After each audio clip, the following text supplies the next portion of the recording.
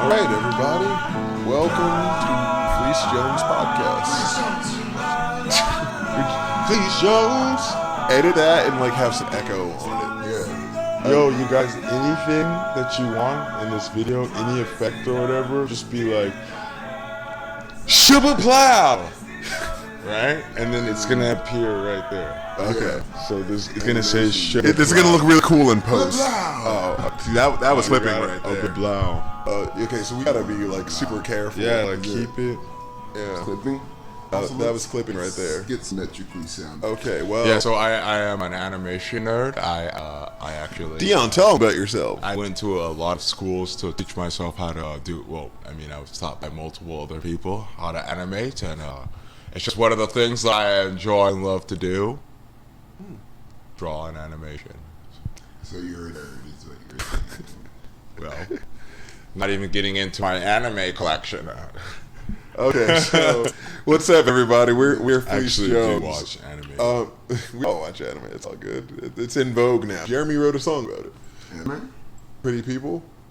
Oh yeah, about how now it's like. Dang, he don't even remember his own song. He don't even remember his own songs. I'm the plug master. I'm like, yo, Jeremy will be appearing at this venue. It's weird because sometimes on the train I don't feel like plugging. I'm like, it's weird to plug. Yeah. I'm really good at plugging. Well, when we were hosting shows, people that heard us I'm not good at anything. they actually they showed up at our shows because we were plugging. Yeah. So why the fuck not? You know? Yeah. You don't want to plug. I noticed whenever we're playing on the trains, I never want to say who I am.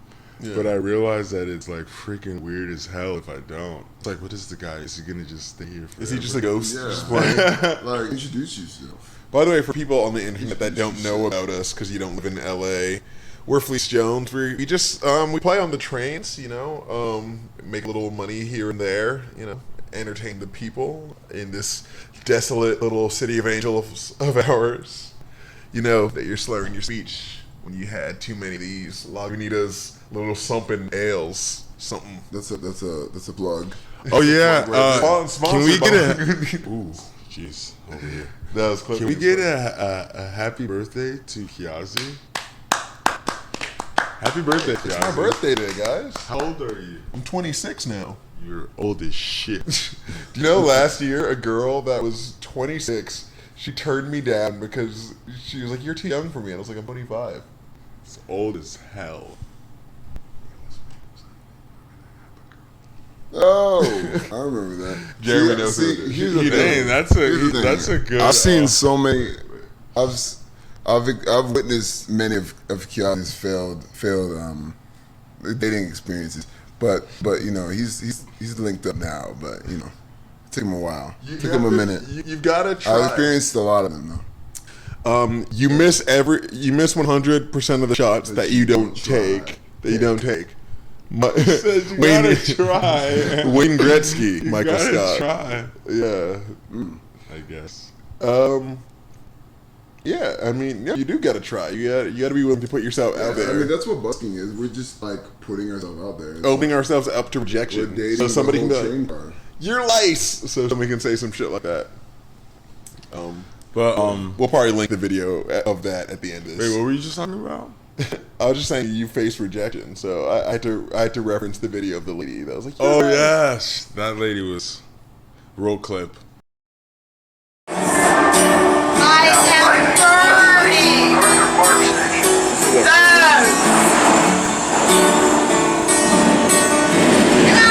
That's gonna be the last video that you take. You're gonna get fucking burnt to death. Oh my god. Damn, let's see about us, lady. You got some issues. Oh yeah, I'm talking about you. You're nothing. You're fucking trash. You're lice.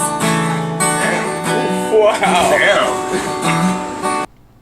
Wasn't that nice? Just edit that. Right. That was just a little moment right now. I Well, didn't get it. It's okay if you didn't. 'Cause I You were there that day, but we're gonna put the clip in this. So we'll edit it. We're super excited about the fact that we could just be like, Shlade boom, and then What are you gonna put there? The word Schlade Boom. How do you spell Schlade Boom? Schlade Boom. Is there like an apostrophe in it? S apostrophe C A. Let me flow right now.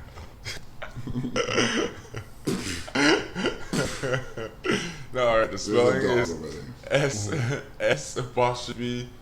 I forgot the whole. It's probably like S H apostrophe L A D O-O-N, maybe? Would you say Schlade Doom? I think Schlade Doom. Don't remember. Schlade Doom. I'm gonna have to go back and edit. I just made the word up, and they come out of the top. You know, like I don't ever keep these words. These aren't my words. These words, the ether, these are the universe's words. I have no authority over them. So shit. Anyways, we're FleeceJones. You know, we're like somehow solo artists that came together to play together, and you know, it's just been a lot of fun. It's been a First, journey. we want to tell them thank you, though. Oh yeah, we do. So basically, we have a story to tell you guys about us getting into a run-in with the cops recently. We'll tell you about that later. But we started a little fundraiser because that night really interfered with some shit that we were trying to accomplish. So It interfered with our. Basically, we play on the trains and we have like a daily quota, you know, and it's kind of geared towards, you know, like the regular wage of the average working American, and so it's like if you weren't able to work one day, that puts you at a disadvantage for the things that you have for that month. So for us, it was kind of like, oh damn, they inconvenienced us. But they inconvenienced us at the worst possible time. You're going to have your conversation, you're going to face the wall. You're going to be detained right now. Put your hands behind your back. He's not even doing anything. Am I doing it? Can someone record on my phone? They're all going to be detained. For what? For loitering aloft. I didn't do anything. We got here 5 seconds ago. Just tell them about that. But like, well, the thing is that after an arduous 7 months, we've finally been working and saving enough to be able to afford a living situation. I would like to call it a FleeceJones house. I like to call it the fleecy layer. The fleecy layer. The fleecy layer. Well, the fleece layer. It's like a big spot, right? It's big. It's Big. We're gonna have an office area to do this very thing and to record music for you guys. And so, yeah, we wanted to say thank you because we started a fundraiser because like those cops really fucked us over. Disclaimer. Now we like to support law enforcement. Yeah, not all officers are good. And, I know. Put in a word for those cops that came up to us, or those fine officers of the law that came up to us and were like, you know, you guys, we love the music, we love what you guys are doing, we support you. Yeah, it's definitely supportive. And I'm not gonna name them, but like they were cool. Yeah. They were cool cops, and then you can see that they're cool people. They see that we're really pushing. I mean, I feel like, just not to bust into another tangent, I'm gonna be really quick. Just like you're in a world where, as a musician, one of the best places for you to make an income from the thing that you've practiced your whole life is to go onto the train. And then it's like we're getting put in handcuffs, and it's just like, so like when some of these cops come up to us and they have the ability to like be a human and be like, you know what, I love what you do. Just watch out for that one guy because he takes his job a little too seriously. And that basically what's happening is like, I've been put in handcuffs by the police twice, and I'm not bragging. It's not a single note today. It's just, I'm a real nigga. No, but what I'm saying is like both times I didn't do anything. Like the first time I was just like, oh, I see police, don't do anything. And so it was just like, how does that, you know, end up with me in handcuffs? Yeah, literally the times that both times you ended up in handcuffs and the second times with us, like when we weren't doing anything actually. Like it's like, well, damn, couldn't it be at least a time where we're like at least wait until we're playing or doing the thing that you're shit. upset with us about? But you know, we'll get into that. But I just wanted to took the cat out of the bag though. Right? I just wanted to offer an olive branch to the law enforcement that does their job and takes care of them, protects the people. Yeah, when you said that, I was actually kind of like, yeah, you know what? There actually have been some cool cops, and the problem is that they make you all wear a uniform that makes it so like when you're approaching me. Are you gonna? Are you gonna beat me with am I getting shot? Body language. If they walk up with a certain like that's what I think. Walk, am I getting shot? you can tell like they're gonna be like more aggressive with you. If they're doing like the crip walk, they're doing the crip walk. Yeah, it's gonna be an aggressive. You can tell by their body language sometimes how they're gonna be, but for the most part you don't know, and so you're just like, what's gonna happen? But I thought this might be a fun exercise because like. It like we try to define each other, but there's only one way to do that, and I feel like we have to define ourselves. So I want you guys to introduce our viewers, our loyal supporters to us. Thank you guys for the support and all. We love you, and thank you for helping us reach our goal. And we promise to let you guys know what we're doing with all the income that we get from you guys. So you can see like we got a whole list of equipment, locations, venues, dates, and all these things that we're working on, and we want to keep it very transparent with you guys, so you know that everything is moving in a certain direction. FleeceJones, you're in good hands. Yes, exactly. Yeah. So thank you, thank you guys. As he drinks. We need the money. Yeah, I mean, it's just crazy. For me, it's crazy to see like the progression of this, because when it started, it was just me and Kiazi, and now it's just blowing. So how did FleeceJones get started? Exactly. I'm trying to like put this on the rails. How did FleeceJones? That was a segue. So tell me where you were at when we first met. Oh man, this is like some Pulp Fiction shit. I don't know the beginning. You know what I mean? I wasn't here. You? I was. Well, I knew you. Yeah, you already started. So I actually knew we Dion. need Quentin Tarantino to make our movie, the movie of our lives. Because I was out street performing on the streets in the hard. Like, what month was the hard street? What month was that? When did you guys meet? Like, I was actually. I don't remember what month it was, but I was working at I was working at Starbucks, and I hated working there. But I love the company because they take care of their employees. So this isn't a hate against Starbucks, but working there, it can be stressful sometimes. And as a musician, you want to feel like you're making your income from your craft. So I was working there. I met Dion. He was a street performer at that time, doing stuff with Twitch, and I stream on Twitch. Yeah. What's your Twitch name, Dion? It's Dion Lavelle J, because my last name's Jones. But you should just have the little thing up here at that. Oh yeah, Dion Lavelle J. We'll get it. Thing. He was doing his thing, and he was killing it. And but that was before, and so. At the time I met Kiazi, he was on the train and he was just playing. Was that like a year ago? Was that like months later? Like what was the time period? I think that was like maybe months later, because like I met you like beginning of. Oh, so you met me first? Well, I met him, but then I met him. I met you like months later. Oh, okay. Yeah. That's how I figured it. Yeah, but like you were just playing. You were playing a Radiohead song, and I was like, "He's black. What? How? He's black?" And I was like, "All right, I have to play." I had my viola. I was coming from an interview, and it just went really like sour. Black? He's black. And I was like, I hate jobs. Like honestly, jobs are not the way to do it in LA. If you're trying to do your thing, jobs are not. Like, don't try to stay at a job. Well, but with everybody just starts busking, and then we don't have any income. Basically, like, if you have a skill, right, you should be able to make money off of your skill. Exactly. Like, I do animation, and I also do art, like painting, and I wanted to say fine art, but then we met that one girl the other day. Fine art. People that define their art as fine art and douchebags. So I can't call my art fine art anymore, I guess. But I'd like to paint. So. Oh, I was laughing when she said that. What is Dion calls himself a fine artist. But I can paint. Fine art is like, well, yeah, what is that? Well, it doesn't matter. It could be charcoal, colored pencils, markers, anything. Like, I can paint the shit out of anything, you know? I mean, I've been drawing since I was 3 years old. But You know, I've made money off of my paintings. Like, there was a time where I only sold paintings and I was making a living. There was a time where I only did animation and I was making a living. There was a time where I only did street performing and I was making a living. There was a time where I was only doing gigs and I was making... So the things is, like, you don't have to...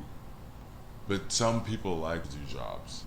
And Some people want to feel fulfilled. Some people like to do certain things. But if you're one of those people that has this feeling like, you know what, like, I don't like this, because I never liked, not to say I'm lazy, but I just never liked, I felt like every time, I used to do security, and I felt like everywhere I was always just like, I have nothing to do with this place. I'd be at a law firm, people walking and doing their job, and I'm over here just like, eh. But no disrespect to security guards, that's just how I felt. I was just like, this has nothing to do with me. Yeah. So if you have a feeling like this has nothing to do with me, then look at the things that you do the best and send that out to the world. You know what I mean? Kiazi, who are you talking to? We're all seeing you here, man. You text They don't know. The camera didn't know until you said. Well, anyways, so I like, what's he doing? I was leaving a job interview and I just had the feeling like I had that feeling like It's my birthday. I'm getting those this has birthday nothing to do texts. with me. This has nothing to do with me. And then I ran into this guy and he was playing Radiohead and I was like, okay, all right, we have to see what happens if I just open up my viola. I had my viola with me and I was like, let's see what happens. And so once we started playing together, I walked up to you. What was your impression of me? Okay, so Walked up. that's why I was so love that. hoping you would give this space. I want you to talk about it. So Jeremy had a very different look when I first met him. Like, I don't even know your my hair look. was kind of like similar, but it's like you almost had like a flat top, and you had like these kind of like almost glasses like how Dion has. Yeah. They were like wireframe, but they weren't real, and like you. Had, I was in North Hollywood. You had like the ripped up jeans, and then you had the hoodie That's all on he has to say. with a North hood, Hollywood. and your tattoos were exposed and stuff. And I was like, okay, this guy must be like a rapper. And like basically, when you're busking, like so many people come to you like, "Yo, bro, let's collab, son. Yo, what's good?" And so I was like, "Oh God, here comes And another those one." guys But are like, cool people. So, but you walked. Mind you, I busted before as well before I met you. But so basically, like let to go. put this into context, I'm from New York, and like Where from New York are you from? I'm. Where from in New New York are you York? from? Long Island? No, like, most New Yorkers hate Long Island. Hi, Dana. You gotta really Dana's cool. Dana's cool. Yeah, you gotta keep Yeah, it. keep that shit low. We'll adjust the audio levels at some point. Just let us know how it sounds. Yeah. You know, all that shit.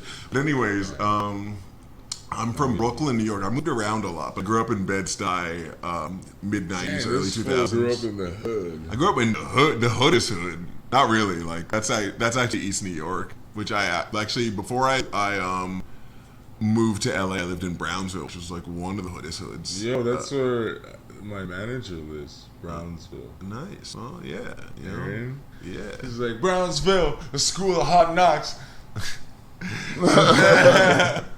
So yeah, but like before I moved out here, like I'd been in bands and stuff, and they weren't really going anywhere. And we were just high school friends that we played shows and we figured out this musical journey together, and we progressed so far together, but we just couldn't get our shit together. And eventually, I just started like I knew that I wanted to move to LA like at some point as a teenager, but I realized that like. I wanted to pursue music with the people that I started with, so I just waited around for a while, and then I realized it wasn't going to happen, and so I decided to move out here to see what could happen. And my friends at almost the same time I moved out here started blowing up. They're called Black Rabbit, and they got really big from busking like They're Beatles actually songs. really popular. You guys should check them out. We saw a Really show. good. Shout outs to Black Rabbit. Black Rabbit. Yeah, really and from realizing what happened to them, like they got to be on Ellen DeGeneres' show. Like I was like, wow, Got it's big from doing Beatles covers. yeah, and like I was like, wow, it's a viable possibility to connect with people on that level, and like they can be the ones that can elevate you to that level. So I was always like, I need to find another person to busk with. And weirdly enough, when I was in New York, I would be busking alone, and I would be like, whenever I would do Radiohead, somebody would walk up to me like, oh, I fucking love Radiohead, and it would always be a classically trained person, like, oh, I play violin. And so, like I said to you the other day, I believe in foreshadowing. Like, it was strange. Like, that, like, I ended up busking with two different people. One guy's a black guy, one guy's a white guy. We busked to Radiohead, to, like, House of Cards with one guy, and then I did a few other ones with the other guy. Like, I did Homesick Subterranean Alien and No Surprises. But you didn't do Fake Plastic Trees. I didn't. Like with me. But yeah, so through busking in New York, I managed to make the money to move out here in a week. Did it, and then a few months in, like, I was working a regular job, and I wasn't even sure if I wanted to do music, but I met Jeremy, because he walked up to me, and he was like, hey man, we should play together. And then, like, your stuff was really good. We did some shows together. Like, we did some of his original stuff. I wanted to tell them about that first time, because, like, you had the black viola case, you open it up, you start playing with me, like, middle of the song, we didn't even stop the song, like, to be like, oh, you know the song I'm playing? Yeah, it's like, hey, like, you just went right in there, and people instantly started giving us money and fucking, cha-ching. Yeah. Can you put, like, a register sound effect? So people started instantly giving us money, and then, what about the vibe, though? People loved it, and then some cops just came, and they were like, hey, you can't be doing this, and so we had to, like, flee the scene to come. You can't be doing this, niggers. Can you show them how you... Hey, you can't be doing this. And so, like, we had to be like, okay, fuck, we're gonna leave here. But, like, Jeremy was like, yo, let's stay in contact, and I was like, oh, for sure, because, like, that reaction, that level of reaction, the only time I'd had that much is my first night in LA. I went to Union Station by myself, and I just put on, like, a 20-minute concert for them, and I made, like, $60 in that, like, window of time, and, like, then, like, so many cops came down, and I was like, shit, this is not like New York. Like, what the fuck? Yeah, because you're used to just being able to play and not be in trouble. Yeah, exactly. Like, what the fuck is this? Man. 1984 shit. But, you know, I kept it pushing. I don't know if it's 1984, bro. I'm talking about the cameras everywhere. Like the George Orwell story. I think it's crazy how, like, some of them will come up to you and be like, what are you doing? Like, and the way they come at you is as if you're in the middle of, like, a shanking, like you got your knife. The cops, by the way. Yeah, they'll come to you like, how dare you do this, and you're just like, I'm singing a song. What the fuck? Acting like I'm, like, stabbing a baby. Yeah, really. Like, the amount of time, the apologies to everybody who has consistency stabbed a baby before. I want to apologize on behalf of everybody whose baby has been stabbed. I'm sure they felt that. The consistency of them stopping us, it's just like, really? Like, there's no moment where you're like, you know what, just, like, let them go. And I do realize that some cops do allow it, and that's really cool, but, like, it's like, we're just playing music. We're not doing anything wrong. It really sucks, because when I was growing up, I really did have so much admiration. Like, I remember one time I got lost in the city, and then, like, 2 cops helped me find, like, my mom and the rest of my family, and I was like, they're not all they're bad. so cool. Yeah. They're not. It was definitely... Well, also I was a little cute little black kid, but now they're like, listen, Negro. No, but there's some really cool ones. And then there's interactions that are weird as fuck. Like, you remember the other day we were at 7th Street, and then the lady was like, oh yeah, we came up to you and we had to tell you to stop the other day. You guys sounded really good. Like, what? That confuses me. They're doing their job, you know. Yeah. But I loved everything you were playing. It's weird when you're good at what you're doing. I think it's weird for them to have to stop someone that's good at what they're doing because they know it's good, but they have to be the one to, like, kind of be the party pooper. Yeah. So, but I mean, the other day was like that was like the highest moment of all that. Yeah. Like, that was the accumulation of all of that because we've seen that guy before. Yeah, I don't even remember that guy. And then, well, see, the thing is that's the reason why this is all happening right now, because, like, what we needed to do was we needed to find a way to, because to be real, we were in the trains because we were able to make a decent living off of it, you know, and but aside from that, it was also like once we started to see how much the people reacted to it, and it was not negative like we thought it would be, we started to realize like, yo, we have to do this, you know. And then, you know, now we see that it's able to get the attention of the law enforcement to the point where they're gonna like put us in cuffs. It's like we might as well move. I mean, and we have a plan basically to transition from the train, but first I just want to like talk about what actually happened. So I'll start off with me. Like I literally just got to the North Hollywood station. Well, this was Sunday, right? Yeah, this was Sunday. So for context, because this will be viewed later, this is today's Tuesday. It's Wednesday. Wednesday. It's my own fucking birthday. I'm like, what day is it? Today is Wednesday, September 4th, and so September 2nd, we were just on. Well, you guys were on the trip, so I was going to meet up with you. So take it from here, Dion. Yeah. Actually met September 1st. It was September 1st. Was it? I believe Sunday. Yeah. No, because Labor Day was the 3rd, right? Well, it was this weekend. And it was 81 degrees that day. I had met up with Jeremy and Jarrett, and we were at 7th, and we were like, "Oh, okay, shout out, Jarrett, what's up?"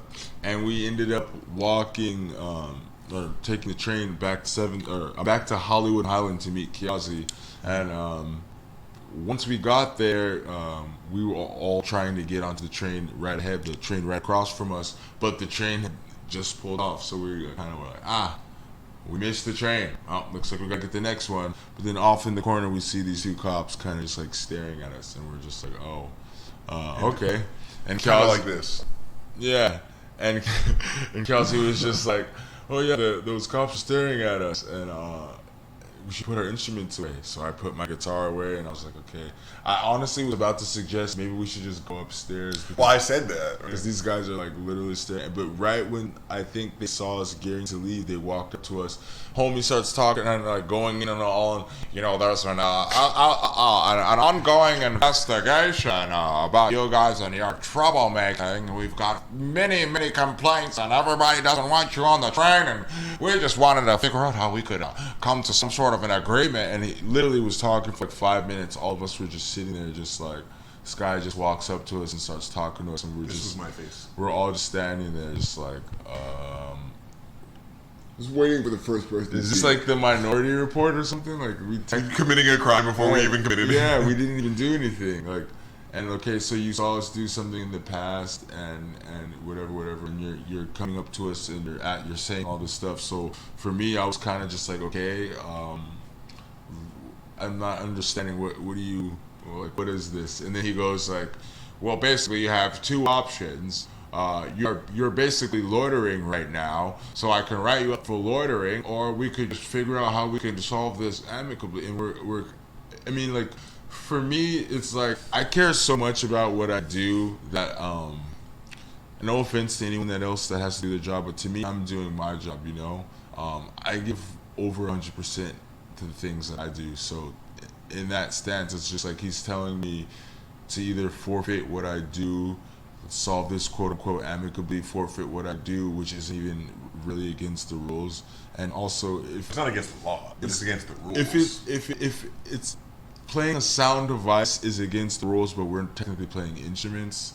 But you know, in the same swing, after he puts us in handcuffs, he lets us sing. You know, he's like, "Oh, you can sing and make noise, but if you sing with a guitar out, now I there's no concrete rule, and it's very like wishy-washy, especially if it's law enforcement that supports it at the same time. It's like it gets confusing because you're like I've been alone, and like I've been like playing on the train, and then like, oh shit, 2 cops are about to get on, and then like they'll walk up to me, here's a 20, and then like they'll walk off, and I'm like. But this cop in particular was not happy. He was like, I've memorized the book and I know the book, but he's also willing to lie for his bullshit, and we don't respect that. And well, the thing is what it is not. It's not trying to ask people to stop doing their jobs for us, like, you know, like in an egotistical, arrogant way. It's more of like, just like use your common sense of judgment to see what's going on right now.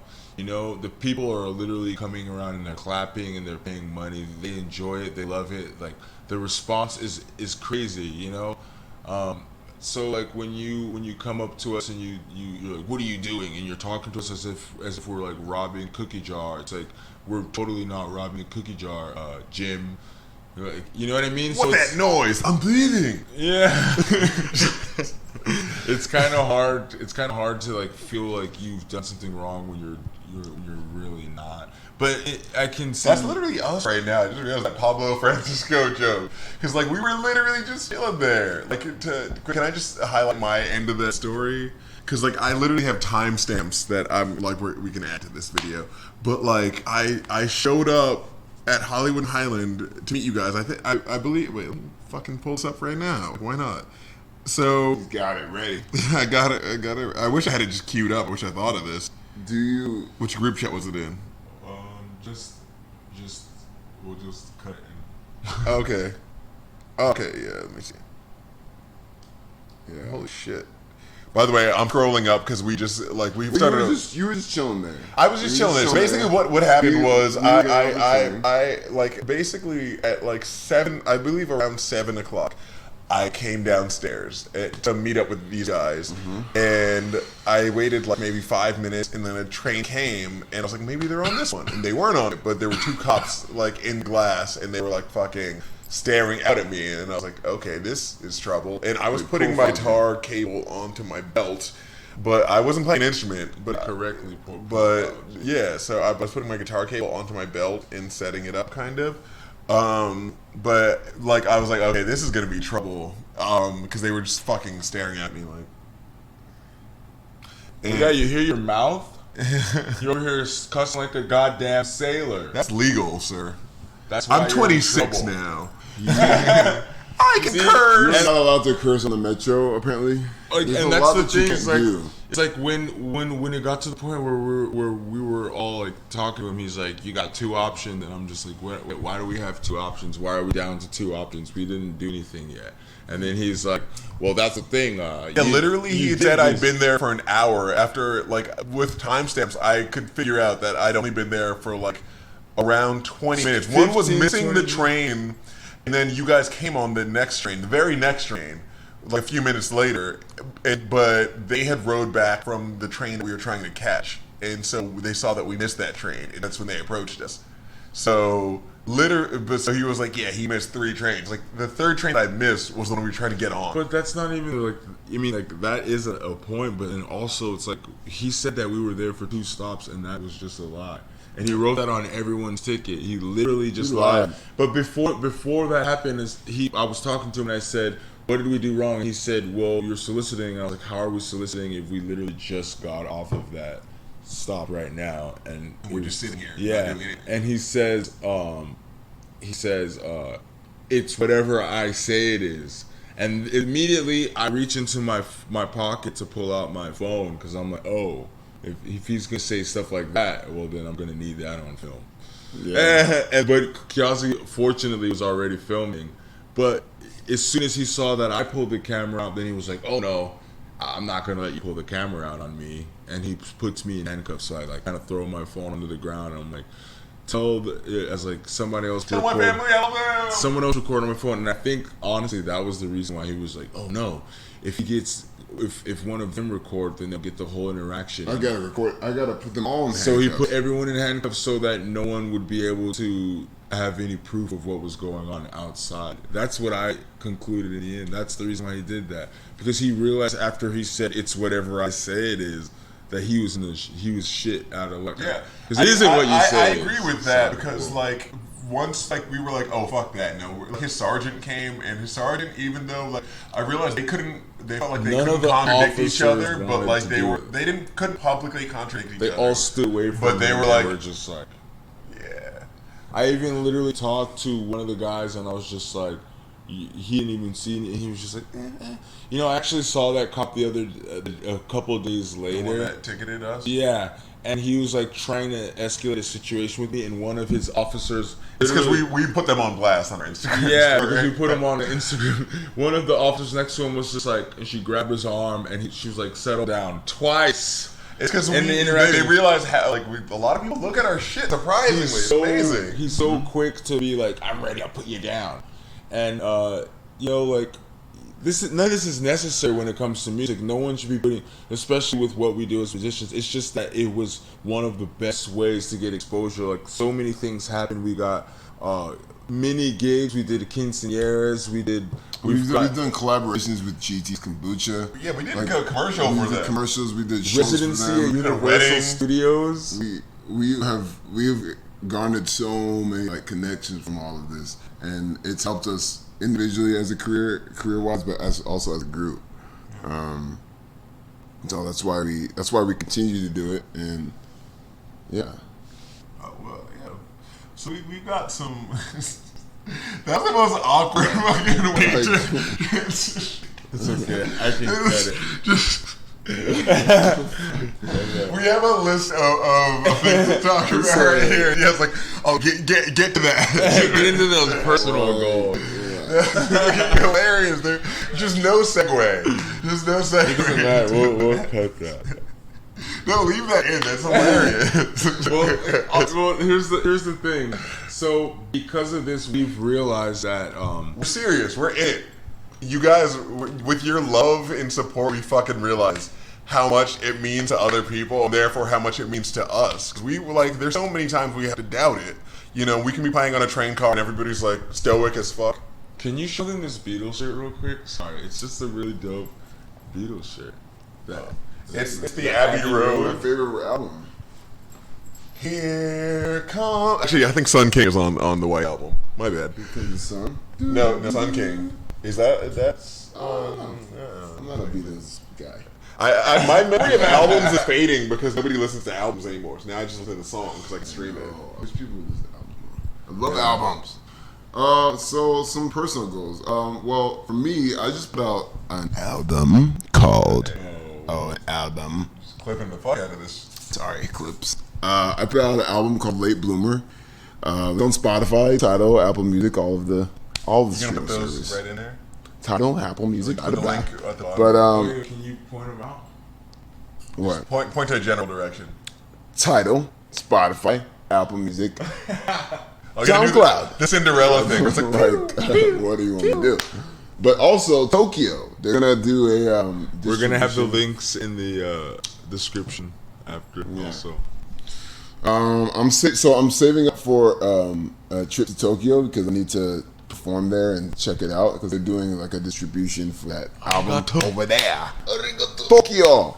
Indo. So that's one of my personal goals. Also saving up for more music equipment. Saving up for honestly just clothes. Like you have to like change your. You've got to be a Fabo, Jeremy. He's trying to get the swag. You gotta let things go, but then bring the new stuff in. Let it go, bring it in. Let it I go, went to bring it that in. flea market that I go to all the time. Speaking and Those- this shirt is the like one of my Fairfax, oldest shirts. whatever I the love fuck. this Fairfax shirt. High Let School. it go, bring it in. Yeah, but I couldn't find anything I like. You know how I like my Hawaiian shirts? I couldn't find anything. I'm disappointed. With lots of flowers. Flowers.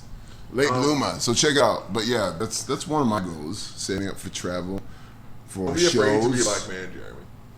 You know, I wrote that song for myself. It's a young Jeremy writing to his older self. But no, honestly though, I have a song like check that it out. too. Yeah? Yeah, How was it's that- just that interesting one? to try I don't like have that different much. writing styles. What are some of your personal goals? My personal goals- Well, I have this EP I've been working on for like forever now.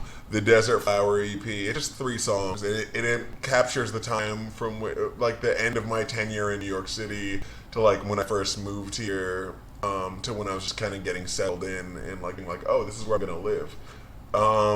And the first song, Steve Regret, is like about how I would like it was after my last relationship ended, and I was just going on so many drunken, aimless It's an interesting dates. title. The title. Oh, Sea God. of Regret. Well, Not just like a pool, but like a whole. It was a C. A whole C. Because I mean, I was getting, I was going to bars, I was getting plastered, and going on dates, and just having regrettable interactions. back broken. And getting my hopes up and having them fail. And then there's Desert Flower Interlude, which is about, and I wrote that when I was here. Sea of Regret was the last song I wrote while I lived in New York City. And then, You needed to get the hell out of there. and then, fucking. I'm Desert sensitive. Flower Interlude is just about how I felt in New York. It opens with the line, "There's a leak inside my soul." And then it's like it talks about this romanticized version of Los Angeles. Like, and if we go, it'll never rain or snow on our parade. Such a perfect place, wouldn't you say? And then Broken is the closing track, and it's one we're still working on right now. But it's just about I wrote it still talking about my last relationship, just about how I guess I hadn't realized that even though like I'd been put through pain in that relationship, even though I'd been put through pain, I realized that like it wasn't. I realized that even though I'd been put through pain in that last relationship, like I had to like acknowledge the pain that I'd caused, and that's what that song was about. Speak on the pain. Like I mean, like Let them know. Speak, black man, preach. Preach, preach. but Let them know. I just knew that I wanted to the antithesis of what Taylor So Swift when does. do you think this album will be finished? Well, we only have to do a few more sessions, but the producer's just really busy. Like I'm excited to hear about it. We played each other's songs, and when we started out, we were playing a lot of your songs. I don't like, for some reason, I just got out of a weird band. I didn't like playing my own songs. It's still weird to me. But we play a lot of your songs, and so I'm excited to hear it because. And honestly, you were one of the first people that I'd met because like I was always just being in the background. Like I played bass in bands normally, and so you were one of the first people I met that was like. Yeah, that was like that. Like, oh, that's great. Like, how did you come up with that? Really, he's such a good songwriter. He's like a pop encyclopedia. Someone said it on Instagram too. Dude, yes, because it's very true. But yeah, like so you're really doing knows saving up for all this that. stuff. Like you're gonna need money for merch, Right. Money for shows, money for New band. equipment. Like all my shit is falling apart because I realized I brought a lot of the stuff that I bought in New York City. So like a lot of it is almost like 3 or 4 years old. So like. My guitars are falling apart. My interface is horrible. My laptop just broke recently. You guys should have seen how long it took us to set this video. I moved to an entirely Jeremy new went through city. multiple bottles of alcohol. I'm like drunk now. I moved here with like $180 in my pocket. Yeah. Like I just didn't move here with a plan. Like Honestly, I just knew I had to respect you a leave. lot. Thank you, Jeremy. Yeah, Thank you, man. You bring a lot of confidence, like an unsaid confidence to situations. Like you just stay positive. But that was the thing really that didn't like get me that. laid in high school, but it's gotten me laid throughout my 20s. this is Weirdly more like enough. it's like an unknowing. Like you don't know that it even exists. Like you're just like, huh? Where did you come from? Like, how was your story when you first got to LA? To LA. Yeah, everybody talk about their story. Yeah. Very LA I moved here. So I moved here with a band. I was in Fort Wayne, Indiana, where I'm from, and we were called Trackless. It's also like a soul rock, but we moved out here to record with this guy named Bob Clearmountain. He's like a crazy engineer that's done stuff with Bob Dylan. Yeah, that name Just like is so familiar. like all sorts of crazy his catalog. But we recorded with him, but it was so later in it. I moved out here for opportunity, basically, and it kind of fell through, but it happened, but it just took a minute. But then I ended up just staying here after the band kind of dispersed. Can we put video of you like killing it as like frontman, like so that people know that you guys are the real deal? Sure, because you were killing it. Put it out. Yeah. Was I? Yeah. I think so. I mean, I was like, that's Jeremy. Like, it seems like a different person. Yeah. How was your experience moving here? Yeah. Also, like, we have to connect to like how we first met you and all that stuff. So I first moved out to LA. I first moved out to, this is an Instagram story. Hi guys. Just to tell people we're actually doing the podcast. Oh, we should probably answer some questions towards the end of this. So we still have like another hour and a half. This is gonna be a long ass fucking thing, but probably we'll do like a reel. We'll edit it. Hi guys. Dion. I'm sorry, Dion. You know. But basically, so sorry. I moved to LA. I moved to LA around 2 years ago or so. I actually was paying rent at an apartment that I was living in San Jose while I moved out here, and I just stayed with my brother for like 2 months. Same brother? Yeah. Do both of your brothers live out here? No, only one brother. My other brother lives in San Fran. Oh, so it's your older brother that lives out here. Yeah. He looks younger than you, actually. Does he? Fuck. Well, he looks young, I should say. I look old. My age is showing. No, but anyways, so I moved out here. I've been here for about 2.5 years. I moved out here during like the most tragic heartbreak that's ever happened in human history. I feel that. And I was just like trying to like stay above water, and I was just like, you know, whatever. I'm just gonna write music and sing about it, and just travel around and just make the best of it. And so I was like, fuck rent, fuck where I'm living, fuck San Jose, fuck everything. I'm fucking out. Fucking Dang. my. What did it feel like to just like that moment when that you decided that you wanted to move? Like, Dude, it felt was like a quick moment. it felt drastic because like I felt like my whole life was in San Jose. Like everything that I did, everything I knew, all my friends, everything. And then this relationship that I was in, it was just like everything was there. And when that girl left, I was kind of just like, you know what, man, fuck everything. And Well, I just it seems like you didn't want to be reminded about anything. So because it's I like you wanted couldn't to be another place. I couldn't. Yeah, like walking on the street, any of that shit was just like. Yeah. It was just like sullen, and I was just like, you know what? I just flipped the whole table, bro, and I just left.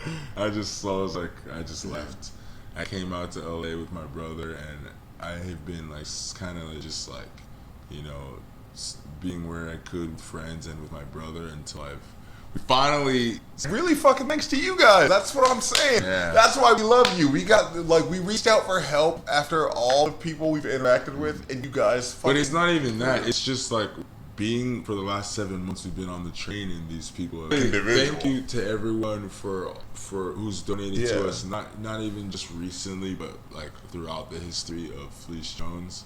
All you people out on the trains. You beautiful people. All you beautiful people out there on the Instagram. Some people have been quoting that shit. Throwing tomatoes. Yeah, thank you for throwing tomatoes.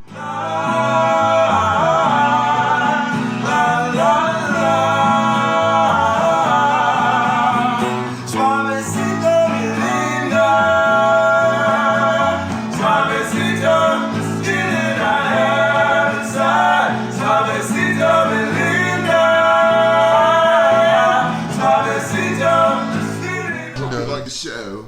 Yeah, we tried. I think we might see you guys later, and then we'll just be at the Dave & Buster's in Hollywood. Well, you actually have that session, right? Maybe. It's still waiting. I'm probably gonna make mine. Yeah. So to make the FleeceJones thing happen, we gotta get like there's certain things that we gotta do to really. Okay, so we're gonna show you guys an equipment list, okay, of all the ideal equipment that we need for shows, gigs, wherever we're gonna go, traveling, to have the best audio, to have the best video, so we don't have to spend 2 hours getting set up for the podcast like we did today. We're gonna have a venue list of all the venues because we want to start hosting FleeceJones shows at multiple venues. So we're gonna have a venue list for you guys. We're gonna have it would be really nice if we could get like weekly gigs, like maybe one to 3 gigs a week at venues. And we also wanted to give a shout out and a call out to anyone that does film, like photography, cinematography, editing. If you're a musician or an artist, or you just want to collab, anyone that wants to help us create content, because we're gonna have to start putting out covers, originals. We're gonna start filming like crazy photo shoots, and we're gonna just start putting out Sex stuff tapes. For you guys. I think the first. Sex tapes. You're the only one that has a girlfriend right now. I meant with each other. Okay. Oh, Black on black on black. Volume 3. wow, that's my If anyone, idea. I was gonna say we need to record some songs that we've worked on as a group. We got some stuff together. We have an idea. I think from what we've heard. Oh yeah, first, most mainly FleeceJones music. project. So like I was thinking, I don't know if that's what the thing is, but to have like a compilation album with a couple songs that we do together, but also our originals individually combined. I don't know what the idea is. Like, Well, the thing is because we all do individual music. So yeah, I'm sorry. So like Kiazi mentioned his album, Jeremy was mentioning what he does, but I also make individual music. I actually am. I have. Hey, no plugs for you. I have a lot of stuff that I have been working on in the past. So you guys are gonna see a lot if you are kind of tuned into what I'm doing on my hat. We're all individual musicians, and it would be awesome if you guys checked out all of our individual music as well as group music. But I think it kind of goes without saying. Right. But what if right, we had Unless like it you purchased, and if it does, please let us know. You purchased via Bandcamp So we can take an it EP up, from yeah. each of us, like each of our individual stuff, and then it includes the stems for a song. There's stuff in here still. Yeah, and so like you can like put together a secret song because it's included as the bonus track for each of our different music. There's so many ways it can happen. I think it's just a matter of us figuring it out. But the point is that very soon you'll hear some original music from the three of us combined and also three of us individually.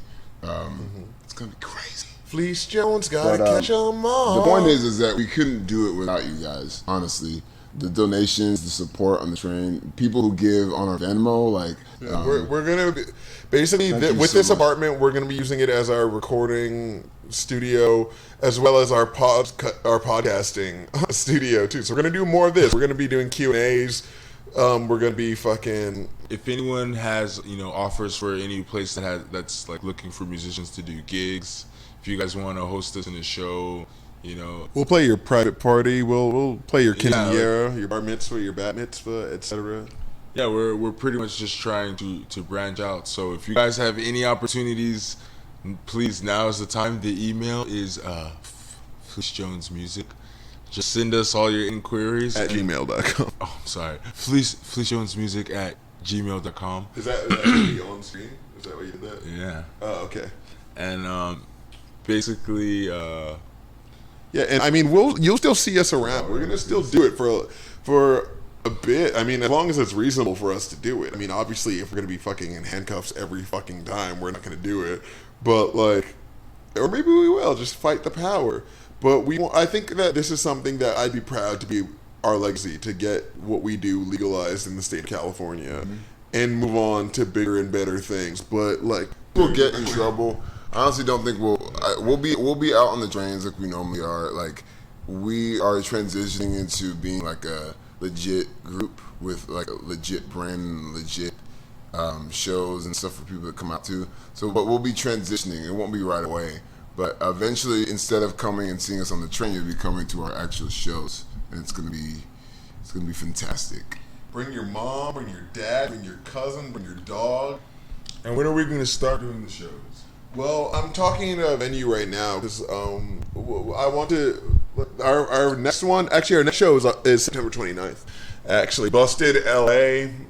It's going to be at Stories Bookstore, which I believe is in Silver Lake. The next one at Universal on September 11th. We're going to be at Universal. It's not really a show, but we'll be at Universal City Walk September 11th. True story. But our next official show is Busted LA. We'll be telling some stories from the Metro. We'll be performing some songs for you guys.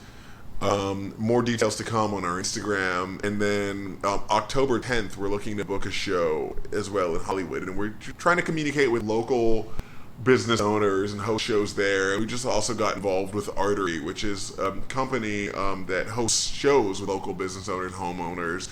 And it could really happen anywhere. So we're really excited to be doing all this cool shit. And it's really thanks to you guys that we get to do it. So thank you. I mean, we were expecting something like this to happen, but not so soon. So really, from the bottom of our hizzy hearts. And also, just something to plug in from earlier. How did FleeceJones meet all together? Because we never said how all three. Okay, so Jeremy and I met because I was playing a Radiohead song when you were coming from a job interview, and then you guys had already met. And then one day, actually I mentioned this on the first podcast that I did on SoundCloud. Say it again. But yeah, so basically, I was on a date with a girl who actually sings in this band called Queen Frequency and Twats. Sorry. Let's give her a whole shit out. Well, I won't say how the date went, but we both know how it went. It's probably my fault. She's okay It was with it. definitely probably your fault. It was my fault. No, I'm just kidding. But anyway, He's a so solid dude, this we guy. but we decided to go to. I don't know about that, It's his birthday. but Today's I gotta solid, say dude. nice stuff. but just tomorrow. Fuck you. But You remember what I said yesterday? No, sorry. Go ahead. but so yeah, we were on a date to go to this. It was weird because we're both musicians, so we decided to go to this karaoke competition. And I remember Dion and I had already been following each other on Instagram. I had Because he's a seen black guy you. that does I seen reggae. you did a Radiohead cover. I was like, no one does Radiohead. Only I do Radiohead. And so one day we were on the way to that karaoke competition, serious. and we were leaving a metro station. I think it was Hollywood and Highland, right? Or maybe Hollywood and Vine. And like Dion was going down the escalator, and I was going up, and like we recognized each other instantly. So it was like the anime moment of like, that's him, and like Yeah, just the that was slow really mo. weird. Yeah, we literally had that like. And passing then each I other. went down and I saw this one guy, and he was just like, "Hey man, there's this." I was street performing because I used to street perform on the Hollywood And Boulevard. this is before we met up that day, right? Yeah, and then actually, I think that I don't know. It might have been the same day. Yeah, I think it was the same day, but he I told think you that might have happened twice, but he told me that there was this thing where there's a singing competition where you could win $1,000. So we went over to that, and it was cool. But that was when I kind of like finally first hung out with you. You were playing Jigsaw Falling Into Place, and then I was like, why is he playing that so differently? So I pulled out my guitar, and I played it the way that I played it, but they both went together, and it was pretty dope. And then I was like, Well, harmonization is my favorite aspect of I was music. like, this guy, he might be cool. And then like we kind of hung out that day, and then the next day I was just like, we went about our business, whatever. And then I started to play on the trains. Like I think maybe like a couple weeks later, and then we had saw each other on the escalator again. And then somehow we were just like, let's try to busk. Is that what happened? Did we just start No, I busking think that together? you were just like interested in like doing it together because I think that you were semi new to the trains and you wanted to figure out if it was worthwhile. And No, so- I had been on the trains when I first came out here. Me and my brother went on the trains. Really. Yeah, and we made a decent amount back then. The first time I went on the train, this 50-year-old guy who had dentures, and he had these two tall ass kids, and he was just like, he saw me street performing, and he was like, "You want to make some real money? Come with me." And it's like a movie, dude, and I was just like, he's like, "Why you still standing there? Let's go!" And then he just started walking away, and I was just like, "Oh, okay." And I What's just his name? What's his name on the credits? Just stereotypical black man. Yeah, Like, he's just like this old, like 57. Regular He black was wearing a wife beater and like black shorts, like, and his kids were wearing like regular basketball. these kids were shorts. tall. I always imagine. Can you tell me this story? But I imagine They them had cute two kids. buckets. I thought they were cute little kids. Yeah, no, they had two buckets. They were tall and, kids? and one had a tambourine. And then I just was like, okay. And then they started walking away, so I packed my shit hella fast and I followed them down into the thing. Like, make sure you get your tap because they gonna charge your ass. And then we went in the train, and he was just like, "You ready?" And then they just busted in the train. He was like, "Hey," he called them Martins and Sons or Martin family. But what he did Is it the was Sox man? no, he did it different. He had his whole other spiel. He would say what he would say, and it's actually funny. He would say like, "We're trying to raise money for my kid, my son who got his legs broken in a car accident or some shit." And I was just like, damn, I don't know about all that, but like, he basically was just pandering to, like emotion, like, he was like, and like, he was just like, and then he went, and then they started to play Beatles songs. He had a guitar, the old guy, and then one of his kids played tambourine, and the other kid sat down, and he took the other bucket, and he played drums with a bucket. Oh, wow. And then, they literally played the song, and their shit was amazing. It was so good that you were literally looking at them and you're like, are you doing that? All three of them sang. And they harmonized, and it was just incredible. And they would do the Did you play with classics. them? I did. And they do Beatles and shit, and I was just like, what the fuck? And they make like a lot of money. So they were the first FleeceJones. They were the first, they were the ones that taught me how to do it. And then I showed my brother. And when I started going on my own, I was terrified. And I was just like, okay, I'm not going to say that I'm hurt or whatever. I'm just going to say I'm Dion from San Jose, and I'm just trying to make a living doing music, and follow me on Instagram. But then I stopped doing it because I started to stream on Twitch. And I started to make a lot of money on Twitch streaming. Wait, so you were already in LA when that happened? Did you live with your girlfriend here in LA? No, I lived in LA. By the way, I've had to take the meanest piss for like 45 minutes. Me too. I lived in LA with my brother, and I just went out to Hollywood every day. I was very eventful back in the day. I would go to every venue. I feel like I played at every venue already. I had done so many things, and I was just like, I needed to go on the trains because it was like the quickest, and it was like Twitch started to get kind of like hard on me because it was like I couldn't really interact with anyone, and after 2 years of being in LA, I still hadn't found any like true friends. So you guys are actually my first real friends after 2 fucking years out here in last December. Finally. You've been here for 2.5 years? Yeah, dude. All I did was hustle, dude. Like, it's so interesting. I mean, because I made so many different friends that I've been here for almost 4 years. It also could have been shock from the breakup. Like, I just didn't want to be. That's where I was at, but LA helped. I ain't no bitch though. I'm a motherfucking thug. I'm just saying, and it was sensitive, man. Shit, man. Like no, but LA helped me like regain. I'm gonna edit sense that out. of I'm just compassion. kidding. I'm not that guy. Toxic masculinity. That's what that is. And like inside. People in the breakups in LA, like I just came here. I was like, I'm gonna make some music money. My breakup was from San Jose. Mine was from New York. I just left to come to LA. Coming here, and mine was like a year old by the time I'd come here, but we're still talking. Mine was 3 months old. Yeah, my shit was fresh. You just crying in between songs? No, dude. I was just like. Who would have thought I just put it into the singing, bro. I feel like I learned how to sing because of the emotion. The reason why my singing, I was just like, this shit hurts, and I literally put the hurt into the lyrics. The reason why my shit suffers right now is because I'm not in pain. Like, I feel like when I was like, even when we first met, like I feel like the reason why I got that same emotional reaction. I'll give you some pain, motherfucker. No. The reason why I got that emotional reaction was because I was in pain. Like, and people were like, "Wow, your voice is amazing," and I was like, "Oh, thanks." Someone said they heard pain in your voice. Like we were at like a thing in there. He's got he seems with so much pain. I was like. We'll get into my pain later in another episode of the FleeceJones Podcast.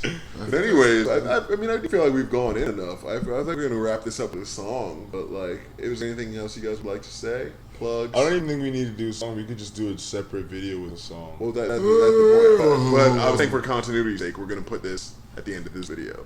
I don't think we should. Like, separate video. I think we should just label this a podcast. 3. We should end it with 3. All right. It's over. Because there's 3 of us. We're black. Bye, guys.